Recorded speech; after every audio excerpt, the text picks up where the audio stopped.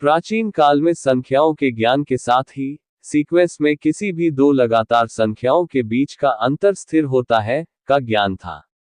संख्याओं में पैटर्न का विचार विभिन्न प्राचीन सभ्यताओं में स्वतंत्र रूप से विद्यमान था। लगभग 2500 बीसी में बेबीलोनियन और मिस्र का गणित सीक्वेंस एंड सीरीज से जुड़ी शुरुआती समस्याएं मिट्टी की गोलियों और पपीरी के रूप में पाई गई है। प्राचीन मिस्र में सीक्वेंस एंड सीरीज का प्रयोग क्षेत्रफल व आयतन की गणना करने में करते थे।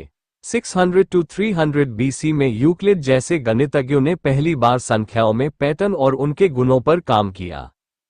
भारतीय गणितज्ञ आर्यभट्ट ने 476 से 550 एडी का कार्यक्षेत्र खगोल विज्ञान और जटिल गणितीय समस्याओं को हल संबंधित था। इसी दौरान आर्यभट्ट ने प्राकृतिक संख्याओं के वर्गों और घनों के योग करने की विधि खोजी।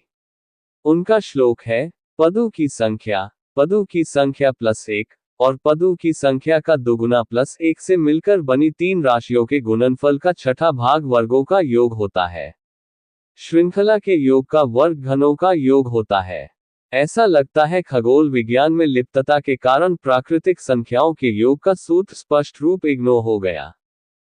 उदाहरण के लिए, योग s equals 1 squared plus 2 squared plus 3 squared plus 4 squared equals 4 asterisk 5 asterisk 9 6 equals 30, जहां n equals 4, s equals 1 cubed plus 2 cubed plus 3 cubed plus 4 cubed, sum of the series equals 1 plus 2 plus 3 plus 4 squared equals 10 squared equals 100। अनंत पदों की समांतर श्रेणी के योग का सूत्र 17वीं शताब्दी में न्यूटन और लेबनीज द्वारा विकसित किया गया था। 700 एडी में ब्रह्मगुप्त ने प्राकृतिक संख्याओं के पहले n वर्गों के योग और पहले n घनों के योग की गणना के लिए सूत्र दिए। उन्होंने कहा कि 1 squared plus 2 squared plus 3 squared plus n squared equals n plus 1 2n plus 1 6, 1 cubed plus 2 cubed plus 3 cubed plus n cubed equals n plus 1 2।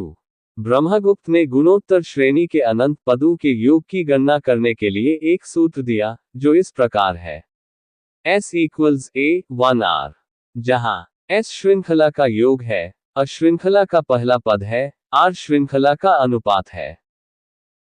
Karl Frederick Gauss ने 17वीं शताब्दी में 10 वर्ष की उम्र में ही 1 से 100 तक के योग की गणना कर सूत्र दिया, जो इस प्रकार है।